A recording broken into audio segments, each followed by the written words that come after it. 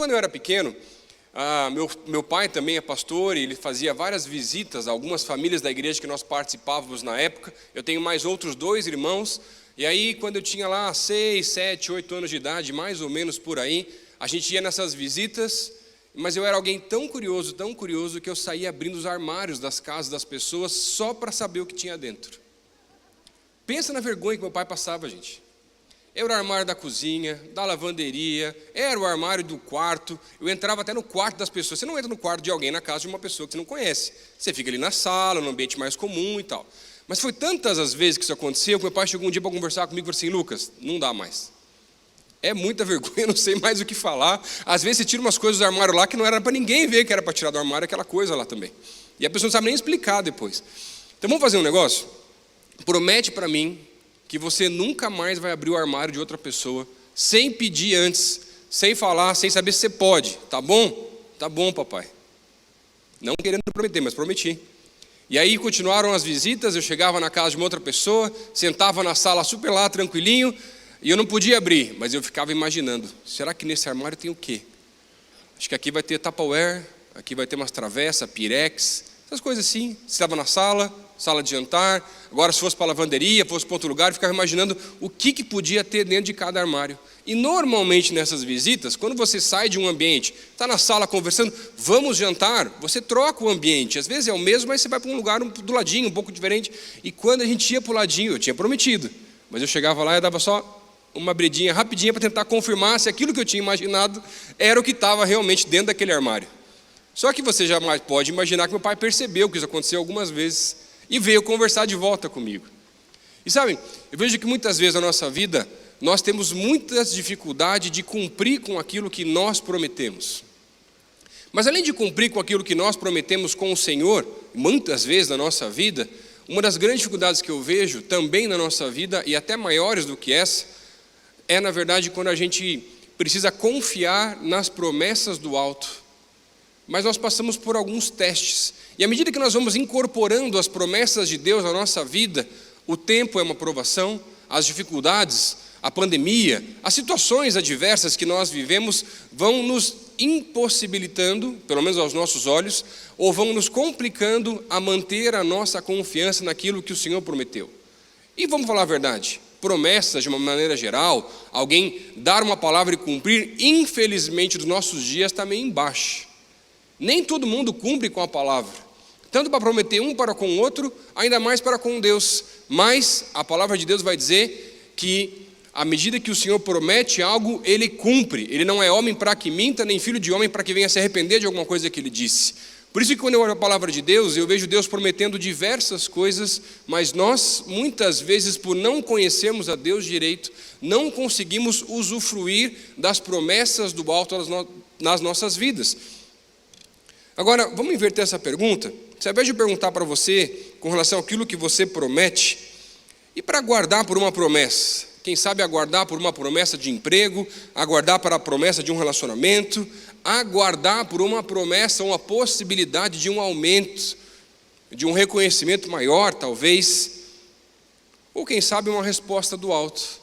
E à medida que o tempo vai passando, eu vejo que nós não somos assim tão diferentes do povo que estava peregrinando no deserto, rumo à promessa da terra prometida, mas por diversas vezes se esqueciam da promessa, deixavam a promessa de lado, porque na verdade paravam de confiar naquilo que o Senhor tinha para eles de verdade.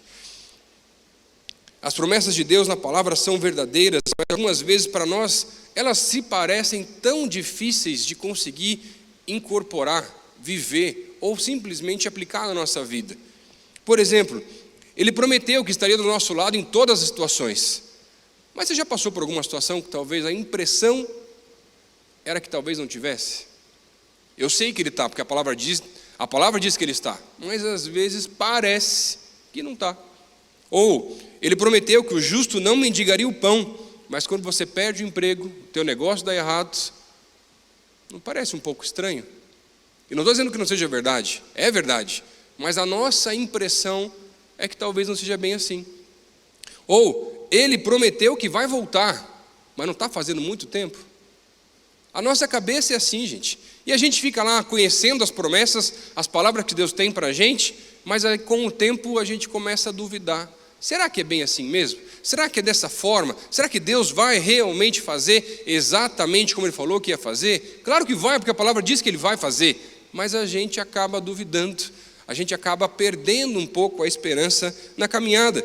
E quando eu olho para o livro de Números, com a promessa de Deus sobre a terra prometida e as dificuldades do povo em se manter firmes nessa promessa, hoje eu quero conversar com você nessa manhã sobre os desafios da promessa. Você pode abrir a tua Bíblia e acompanhar comigo, a gente vai ler alguns textos do livro de Números a partir do capítulo 10, para estudar um pouco uma fase muito específica da peregrinação, que é desde quando o povo está no Sinai e vai até Moabe, que vai do capítulo 10 até o capítulo 21, a gente vai ler só alguns desses textos, e é muito interessante porque o livro de Números, ele se chama assim porque na verdade ele tem duas contagens.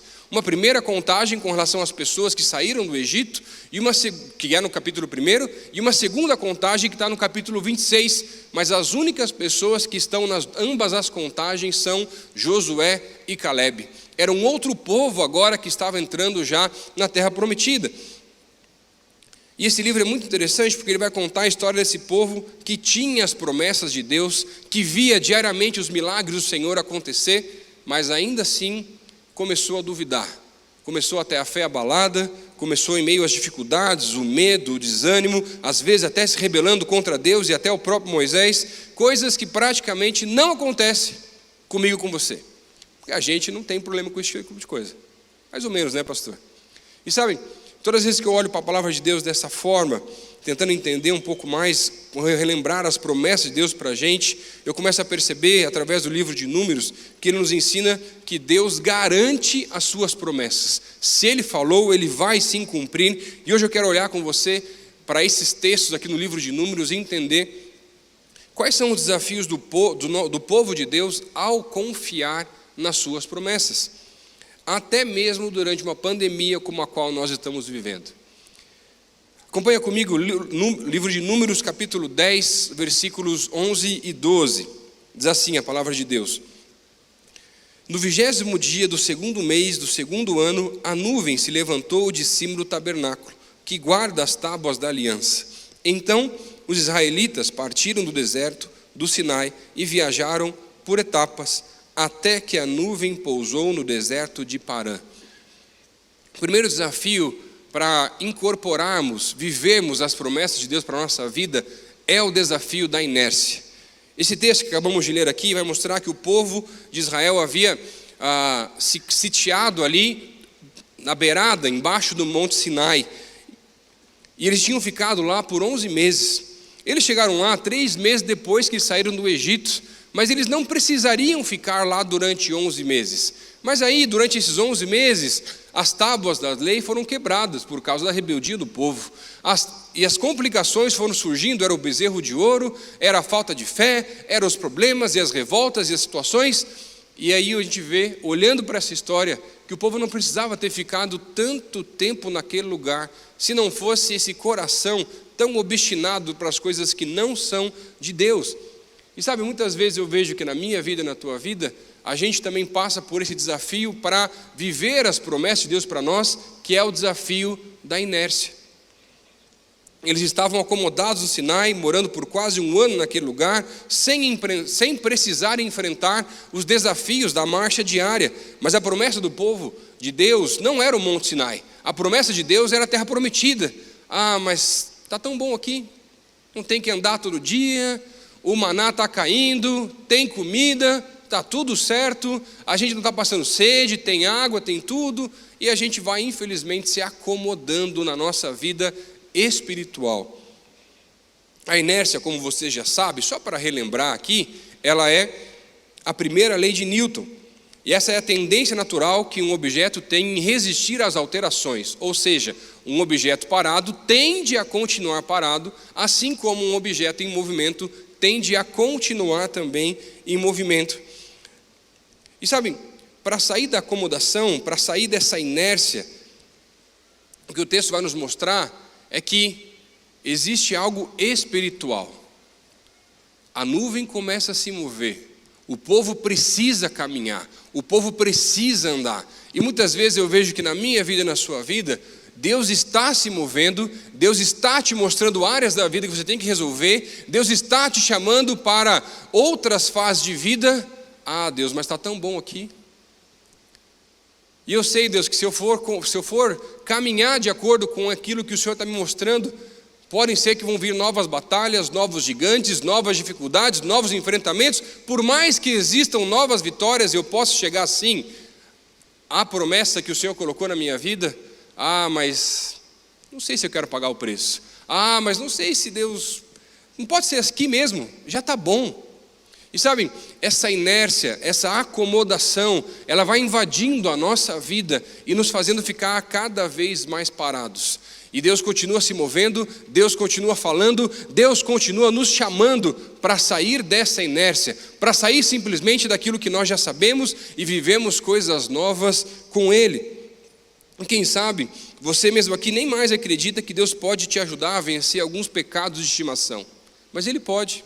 Mas a nossa mente vai ficando tão convencida de que não pode, que a gente não consegue confiar que Deus pode sim todas as coisas.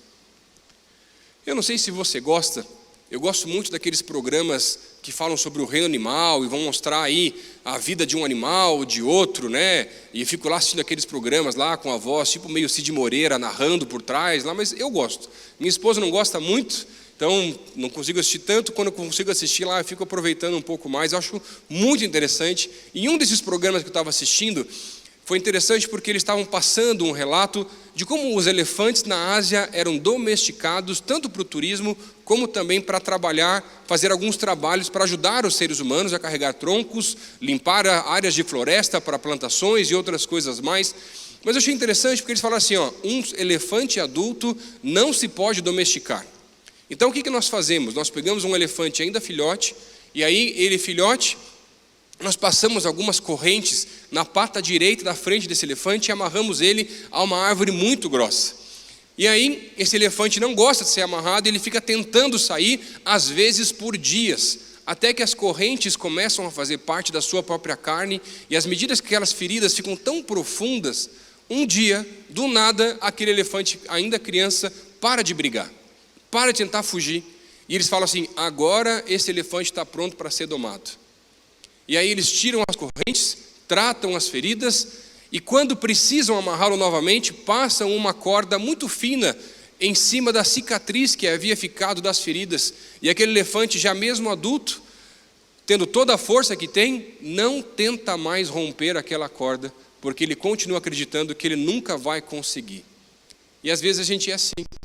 A gente tem força sim, para conseguir vencer coisas na vida, e ainda mais pensando nas forças do alto, mas a gente acaba achando que porque o tempo já passou, porque a gente não conseguiu em outras situações, a gente não vai conseguir mais. Mas isso é uma mentira. E a palavra de Deus é a verdade. E ela vem dizer para nós que, confiando no poder do alto, naquilo que o Senhor pode fazer na nossa vida, através da nossa vida, podemos sim alcançar a vitória no Senhor. Qual que é a área que Deus está te revelando hoje, que talvez você está na inércia?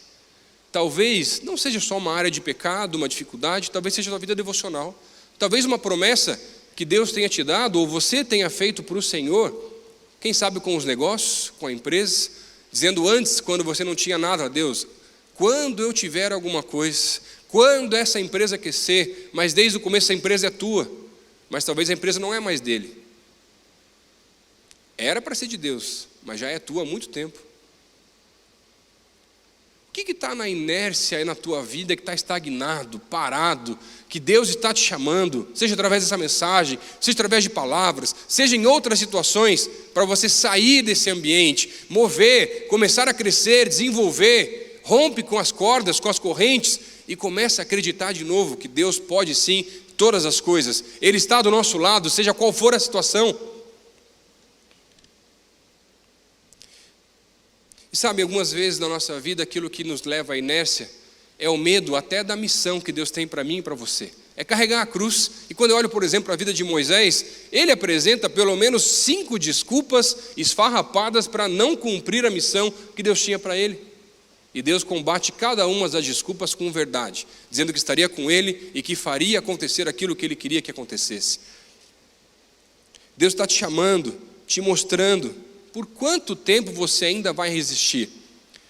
Quando eu era adolescente, boa parte da minha adolescência, início da juventude, eu passei trabalhando, servindo durante as minhas férias no acampamento da Palavra da Vida, e a gente ia lá trabalhar e servir, e fazer um monte de coisa, e eu era responsável pela programação do acampamento. As brincadeiras e fazer as piadas e aquela coisa toda, acreditando na proposta do acampamento que através das brincadeiras nós podíamos aproximar os voluntários das pessoas novas e gerar assim vínculos, amizade, para que tivessem maior liberdade de assim pregar o Evangelho.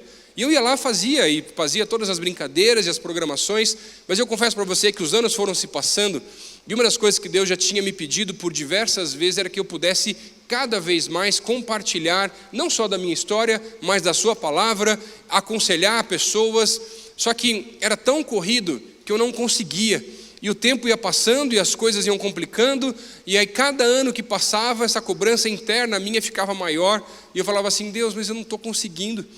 E aí, em uma situação, num acampamento de crianças que nós estávamos tendo, mais uma vez teve um culto da fogueira, onde as crianças podiam compartilhar um pouco sobre aquilo que Deus tinha feito e falado durante a semana, e as histórias eram fantásticas, daquilo que Deus estava fazendo, e eles falavam, não, porque aquele tio, aquela tia, mas eu nunca era citado. E não no sentido de um ego de aparecer, não era essa a ideia, mas eu sabia que aquilo dizia para mim, era que por mais que eu fosse aquele tio que era engraçado e fazia as brincadeiras, eu não era o tio que investia na vida das crianças. E aí, triste aquela noite, no outro dia pela manhã, uma criança chamada Pamela, de 9 anos de idade, me procura para conversar no café e fala assim, tio, quero falar com você. Eu falei assim, pode falar, querida. Eu falei assim, tio, eu aceitei Jesus ontem à noite no culto. Eu falei, nossa, que legal. E eu falei assim, mas por que você está me falando isso? Tio, eu também não sei, mas Jesus pediu para contar para você. Deus está se movendo, Deus está trabalhando, Deus está trazendo momentos específicos nas nossas vidas para mostrar, ei, sai da inércia, dá sim tempo, é possível mudar, é possível ajustar, é possível vencer, é possível viver coisas novas no Espírito. Mas tem que sair da inércia. O segundo desafio que o texto coloca para a gente aqui, para vivermos as promessas de Deus na nossa vida, é o desafio da atenção. Abre tua Bíblia aí no livro de Números, no capítulo 11, versículos 4 e versículo 6. Diz assim a palavra: um bando de estrangeiros que havia no meio deles encheu-se de gula, e até os próprios israelitas tornaram-se a queixar-se. E diziam, se tivéssemos carne para comer, nós nos lembramos dos peixes que comíamos de graça no Egito, e também dos pepinos, das melancias, dos alhos porós, das cebolas e dos alhos. Mas agora perdemos o apetite, nunca mais vemos nada a não ser esse maná. No início do capítulo 11, o povo aqui começa a se queixar das dificuldades, e Deus manda fogo nas extremidades do acampamento para que o povo pudesse perceber que eles precisavam parar de dar atenção para as dificuldades e voltar a sua atenção para Deus. Logo depois, alguns estrangeiros que haviam saído do Egito, junto com o povo, começam com essa ideia. Como era bom aquele tempo no Egito. Gente, como era bom o quê? Tempo de escravidão. Você está lembrando da comida, mas não lembra do trabalho forçado? Você está lembrando das dificuldades você não lembra das dificuldades que nós passávamos, não lembra de tudo que a gente passou de ruim, e você só consegue pensar em peixe, alho poró, pepino. Gente, quem que tem saudade de cebola, gente? Se fosse da Outback, pelo menos é um pouquinho melhor, né? Mas cebola em geral, naquela época não tinha, gente. Olha só como um pensamento, uma vazão que nós damos para algo que é dito por alguma pessoa que está à nossa volta, às vezes pela gente mesmo, e a gente não consegue dominar. Eu creio que um dos frutos do Espírito mais difíceis a gente conseguir dominar, realmente é o domínio próprio, de conseguir aflorar na nossa vida, não com relação a simplesmente às atitudes, mas com relação àquilo que nós pensamos. Afinal de contas, eu não consigo determinar aquilo que vem ou não vem na minha mente, eu consigo simplesmente cortar ou não cortar, dar ou não dar vazão para um pensamento que vem.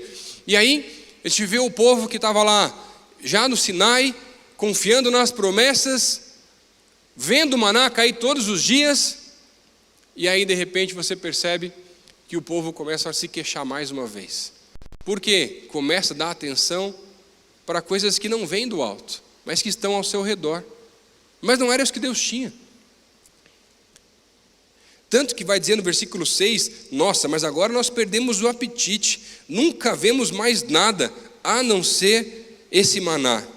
Você consegue perceber que por causa talvez de alguns comentários mal colocados, palavras lançadas, talvez em algum momento da sua caminhada, ou seja, até agora talvez, você já deixou a sua atenção das promessas de Deus e começou a se preocupar demais com o que os outros vão pensar, com o que os outros estão falando, o que eles pensam a seu respeito, e não com relação àquilo que Deus pensa a seu respeito? E sabe, são tantas as demandas, tantas as opiniões, tantas as vozes, os interesses e até as nossas próprias vontades que acabam muitas vezes desviando a nossa atenção. Às vezes é simplesmente a rede social, onde você começa a se comparar cada vez mais um com o outro, e esquece que na verdade na rede social ninguém posta foto sem filtro. E gente, com o perdão agora da palavra, mas a rede social é uma mentira, gente. Só tem coisa bonita. Ninguém posta foto acordando, gente, sem primeiro dar uma ajeitada no rosto, um filtro naquela foto. A gente sabe que é assim, mas aí você fica olhando, nossa, que tal pessoa viaja tanto e eu não viajo nada. Nossa, que tal pessoa já trocou de carro e não troco faz tempo. Nossa, porque isso, nossa, porque aquilo. E você começa a se comparar com coisas que não tem nada a ver com você, e você não consegue nem mesmo aproveitar ou se alegrar nas vitórias dos seus irmãos, porque você só consegue olhar para você e dizer assim, mas comigo não acontece nada. Seja o comentário, seja a comparação. E sabe, algumas vezes até uma coisa boa, como um trabalho, um relacionamento, até talvez um novo compromisso, mas aos poucos vai tirando o senso de propósito. E sabe, como seres humanos, nós somos experts em fazer bênção se tornar maldição.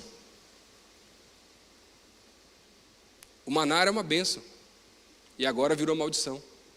Por quê? Não consigo nem ver esse maná mais, porque eu fiquei dando ouvidos para as vozes que não são as vozes de Deus. Quais são as vozes que você tem dado mais vazão na tua vida do que aquilo que o Senhor tem revelado e falado para você? Onde é que está na hora de ajustar de novo aquilo que Deus já revelou, já falou e tem para a tua vida? Eu estava vendo recentemente um testemunho de um bispo norte-americano, T.D. Jakes, muito interessante, e ele comentando que ele teve um ministério que começou muito pequeno e acabou crescendo rapidamente pela graça de Deus. E aí, à medida que o ministério começou a crescer e ter uma relevância mais nacional, alguns jornais e revistas vinham entrevistá-lo, e uma dessas vezes ele foi ler uma das matérias de um desses jornais ou revistas, não lembro agora exatamente, falando sobre ele. E ele, curioso para saber o que eles estavam pensando, ou queriam tinham colocado e relatado lá, foi ler. Se arrependeu tanto de ler aquela notícia, porque ele começou a ver que, na verdade, aquela pessoa que havia escrito não o conhecia de verdade, e começou a dizer que, na verdade, ele tinha interesse com outras coisas, que não era algo assim tão exponente, mas aquilo fez tão mal para ele. Ele estava participando de um congresso, ele estava no quarto do hotel, e ele falou assim, Deus, o Senhor me chamou para isso? Para ter que ouvir crítica de gente que nem me conhece? Para ter que ter meu ministério avaliado por uma pessoa que nunca nem me ouviu pregar? Eu não quero mais isso, eu não preciso disso. E ele se decidiu naquele dia, naquele quarto, a largar o ministério. Mais de 20 anos atrás. E aí quando ele sai daquele quarto, desce as escadarias do hotel, ele encontra uma jovem, fala assim, DJ, que se eu posso conversar com você? Ele falou assim, claro. Ele falou assim, eu quero te agradecer, porque você tem pregado todas as manhãs num programa de rádio, e infelizmente eu perdi minha mãe recentemente, e o que tem me mantido firme são as suas mensagens todas as manhãs. Aquele homem enxugou as lágrimas e entendeu um mover do Espírito, o direcionando novamente a sua atenção para aquilo que ele devia dar atenção de verdade. Ele não sabia nem o nome daquela jovem, logo depois ela foi embora. 20 anos depois, quando ele está lançando um livro, aquela jovem o encontra, que já não era mais tão jovem assim como no primeiro encontro, ele também não. Quando ele o vê, ela fala assim, você lembra de mim? Ele fala, sim, você é o instrumento que Deus usou para que eu não abandonasse o ministério. Por que você está dando atenção para tanta coisa que não é aquilo que Deus tem para você? Para de ouvir os comentários, para de ouvir tanta coisa. Nessa fase de pandemia, gente, tem hora que tem que parar de ver até jornal, gente. Você não tem que ver 3, 4, 5, 10 jornais por dia. Vê um só que tá bom já. Nossa cabeça vai ficando maluca, gente. Essa é a verdade.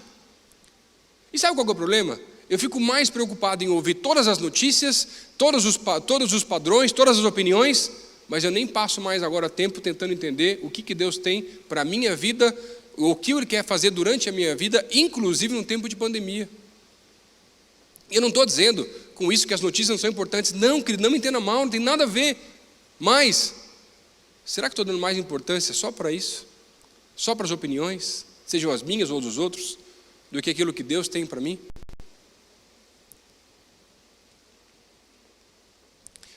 Recentemente eu estava em casa uma madrugada e graças ao Senhor eu durmo super bem.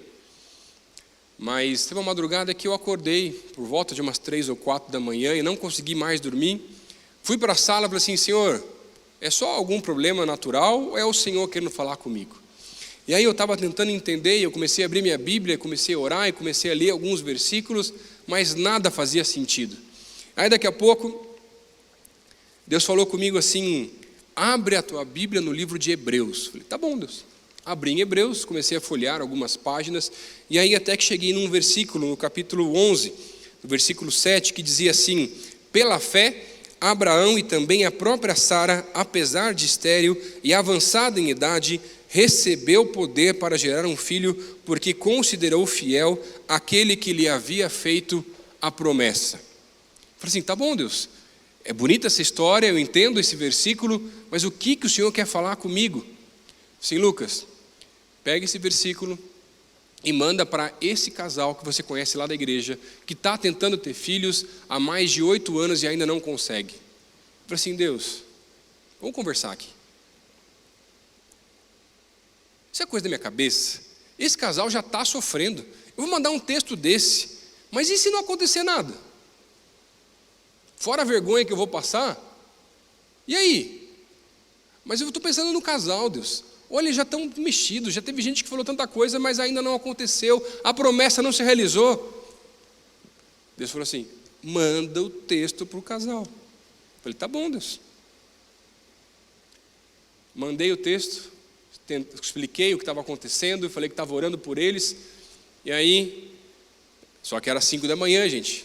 Graças a Deus, não acordaram, só viram no outro dia cedo, e aí chegou cedo de manhã, ele mandou um áudio para mim chorando, disse assim, Lucas, já fazem mais de 8 anos que a gente está tentando engravidar, mas ninguém sabe, a gente está voltando a tentar agora. Mesmo depois de tantas tentativas frustradas. E eu não sei o que aconteceu para você mandar essa mensagem, mas esse texto é o texto que Deus deu para a gente há 8 anos atrás, prometendo que um dia nós seríamos pais. Por que a tua atenção está tão desviada assim? Deus continua se movendo, Deus continua falando, Deus continua se revelando. Você precisa ajustar o foco, a atenção, a perspectiva, não só para os problemas, mas para aquilo que Deus tem para você, porque Deus é muito maior do que os nossos problemas e as nossas dificuldades. E o último desafio que eu quero ver com você aqui nessa manhã é o desafio da confiança. Abre a tua Bíblia no livro de Números, aí no capítulo 13, a partir do versículo 30, diz assim a palavra: Então Caleb fez o povo calar-se perante Moisés e disse: Subamos e tomamos posse da terra. É certo que venceremos. Mas os homens que tinham ido com ele disseram: Não podemos atacar aquele povo, ele é mais forte do que nós. E espalharam entre os israelitas um relatório negativo acerca daquela terra e disseram: A terra para a qual fomos em missão de reconhecimento devora os que nela vivem. Todos os que vimos são de grande estatura. Vimos também os gigantes, os descendentes de Enaque, diante de quem parecíamos gafanhotos e nós a eles. Moisés envia 12 homens, um líder de cada uma das tribos, para fazer um reconhecimento na terra prometida. Mas eles voltam com um relatório, mas o relatório é diferente. 10 deles olham para os problemas, 10 deles olham só para os gigantes, 10 deles olham para as dificuldades, e 2 deles, Josué e Calebe, os únicos que entraram realmente na terra prometida e tinham saído do Egito, são aqueles que, apesar das dificuldades, apesar dos problemas, não olham simplesmente para isso, mas olham para um Deus que é muito maior do que as dificuldades e os problemas e dizem: mas se Deus estiver conosco, nós iremos alcançar a vitória, mesmo que sejam gigantes, mesmo que as dificuldades sejam grandes. Só que com os relatórios daqueles outros 10 espias com relação aos gigantes e às dificuldades, o povo fica com medo. O povo não consegue acreditar que eles podem sim, mesmo com o Senhor, vencer algo tão grandioso. Deus nos trouxe até aqui, mas será que Ele vai nos dar vitória? E sabe, essa palavrinha mas é a pior palavra espiritualmente falando. Eu confio em Deus, mas será que Ele está me ouvindo agora? Eu confio em Deus, mas será que Ele vai atender a minha oração? Eu confio em Deus, mas será que Ele está mesmo do meu lado? Todas as vezes que eu coloco mas na sentença espiritual, eu já estou duvidando e não estou confiando naquilo que o Senhor pode realmente fazer na minha vida e através da minha vida. O povo dá ouvidos a esse relatório e acaba ficando com medo e não confia na palavra do Senhor, deixa de confiar nele em frente às dificuldades, tanto que porque deixam de confiar, vão peregrinar agora 38 anos pelo deserto, quando podiam logo em seguida entrar na terra prometida. E sabe, viver as promessas de Deus na nossa vida tem um preço, e o preço é a confiança, que independente das dificuldades, Ele prometeu que Ele estaria conosco em todas as situações. Ainda que eu ande pelo vale da sombra da morte, não temerei mal algum, não porque eu sou corajoso, mas porque eu sei que Ele está comigo. E olha, presta atenção no texto. Quando os espias trazem um relatório, eles vão dizer nesse relatório que eles são como gafanhotos para com aqueles descendentes de Enaque que eram considerados gigantes. Em Deuteronômio, no capítulo 3, um outro texto vai mostrar que esses enaquitas, esses descendentes, as camas deles mediam cerca de 4 metros de comprimento. Então você pensa aí mais ou menos a altura já desses indivíduos. Tá? Só qual é o problema? Eles não estavam se comparando na escala correta, que seria talvez metade num ser humano normal, de 1,80, dona Irã, mais ou menos, para alguém de 4 metros como um gigante. Então se para mim seriam 2 Lucas, para a dona Irã 3 ou 4, dependendo do gigante. Mas a união faz a força, né? Não tem problema. Mas olha só qual que é o problema. A escala que eles estavam usando não era essa, seja a minha ou a da dona Irã. A escala que eles estavam usando era de gafanhotos. Quantas vezes um gafanhoto é menor do que o ser humano? Olha só, gente, como quando um gigante está na nossa frente, quando um desafio, uma batalha, algo complicado para lidar, a gente não consegue enxergar e acha que aquilo é intransponível, mas não é. Mas a gente acaba se inferiorizando, se diminuindo, achando que a gente nunca vai conseguir realmente vencer aquela batalha. Mas isso é mentira, porque você não é gafanhoto. Um gafanhoto vai ter aí, talvez, cerca de 10 centímetros de altura. Sabe quantas vezes que aqueles homens estavam se diminuindo? 18 vezes. Se for para comparar comigo, né, dona? Quantas vezes você está se diminuindo em meio aos gigantes que estão na tua frente? Mas sabe qual é o problema? Não é simplesmente a escala ou se comparar com o gigante ou com o gafanhoto. É que a escala dos problemas na vida do crente não é essa. Ela não é visual, ela é espiritual. E quando eu trago Deus para a equação e coloco Deus com relação àquele que vai se comparar em meio aos gigantes à nossa volta, os gigantes se tornam gafanhotos de verdade. Mas talvez você não está acreditando, porque a luta está muito pesada, a fase está muito difícil, e está difícil de confiar, está difícil de acreditar. Alguns anos atrás eu estava visitando um casal num outro país, e esse casal tentava ter filhos já fazia bastante tempo.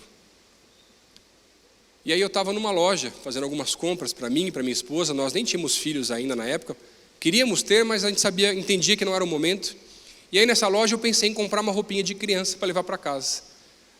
Pensando em talvez, mais para frente, quem sabe daqui a alguns anos, né, já tem uma roupinha lá, bacana, uma coisa assim. E aí quando eu fui comprar, Deus falou assim, compra mais uma roupinha. Eu falei assim, Deus, é gêmeos? Não, Lucas, não está entendendo nada. Compra mais. Eu falei, tá bom, Deus, comprei mais uma roupinha. Lição da pregação de hoje, gente, parênteses aqui, se Deus falar, faz. Volta. Comprei. Estávamos ainda nessa viagem com mais alguns amigos, e aí no último dia nós fomos orar com esse casal, agradecendo a eles por tudo que eles tinham feito pela gente, levaram em tantos lugares. E aí, antes de orar, Deus falou assim, pega a roupinha e entrega para esse casal. Eu falei assim, Deus, mas eu sei que eles estão sofrendo. Eu sei que a probabilidade médica de eles terem um filho naturalmente é quase nula. Pega a roupinha, ora por eles e entrega a roupinha. Eu orei, mas eu confesso para você que eu nem sei se foi com tanta fé assim. Porque eu sabia das percentuais, eu sabia das questões médicas e clínicas e o sofrimento que aquele casal tinha passado. E não queria causar mais sofrimento para eles. 10 meses depois, aquele casal estava com um filho no colo, uma filha no colo. Por que você não confia? Arruma a escala dos problemas. Ajuda a tua vida para viver aquilo que Deus tem para você. E sabe, Deus me trouxe hoje aqui para falar para você que está na hora de você sair da inércia. Voltar a tua atenção para Ele e voltar a confiar só nele. E se Deus falou com você hoje que está na hora de você voltar a confiar mais nele. Eu queria pedir para você ficar de pé no teu lugar, eu quero orar com você. Porque eu sei que às vezes é difícil. Porque você vai voltar para casa e os problemas vão continuar do mesmo tamanho. Mas a diferença é que você vai confiando de verdade na palavra de Deus, mostrando que Ele está com você. Que você não está sozinho. E se através dessa mensagem, talvez através de algumas das histórias aqui hoje, você entendeu através dessa palavra que você pode sim viver algo novo com o Senhor. E você não precisa mais andar sozinho. E essa foi uma das principais coisas que aconteceu comigo. Quando eu conhecia Jesus de verdade e convidei para ser meu Senhor e Salvador. E se nessa manhã hoje, seja aqui ou você em casa, que é hoje, fazer um compromisso com o Senhor, convidando a Jesus para ser o seu Senhor e Salvador e nunca mais andar sozinho, levanta a tua mão onde você está, eu quero orar por você hoje. Amém, amém, amém, amém. Levanta a mão onde você está. Amém, amém, amém. Amém, amém aqui na frente, amém. Você que levantou a mão onde você está, faz essa oração comigo. Dizendo assim, Senhor Jesus, hoje eu me arrependo pelos meus pecados. E eu quero pedir que o Senhor escreva meu nome no livro da vida. E eu convido o Senhor para ser o meu Senhor e o meu Salvador. E que eu possa sair daqui hoje acompanhado pelo Senhor. Pai, me ajuda nessa nova caminhada. Essa é a minha oração no nome de Jesus. Amém. Deixa eu orar com vocês aqui agora. Deus, obrigado por esse dia tão especial. Obrigado porque o Senhor tem falado aos nossos corações nessa manhã. Deus, aumenta a nossa confiança. Ajuda a nossa atenção, nos tira da inércia, faz um mover do Espírito, que possamos perceber o Senhor se movendo, o Senhor fazendo coisas grandes à nossa volta e perceber que podemos sim viver coisas novas do alto com o Senhor, Pai. Usa as nossas vidas de maneira tremenda e hoje aumenta a nossa fé, aumenta a nossa confiança também no Senhor, Pai. Essa é a nossa oração, Deus, no nome de Jesus. Amém, amém, amém.